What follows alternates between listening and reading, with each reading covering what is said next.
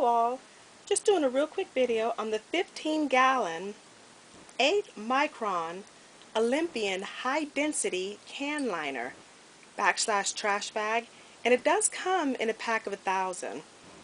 This is really nice. It's definitely great for using with the trash, but there's so many different uses that you can be able to do with these bags.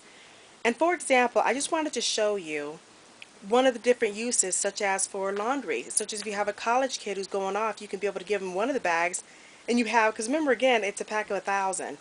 I mean, look at it. I put a whole bunch of clothes in here, and it's a 15-gallon size bag. So instead of using those little net things that they can use, these are actually disposable, and they can keep reusing them until it rips, and they can get rid of it. So they can get a couple of uses out of it. But you see, I have a whole load of laundry in there, which is really nice.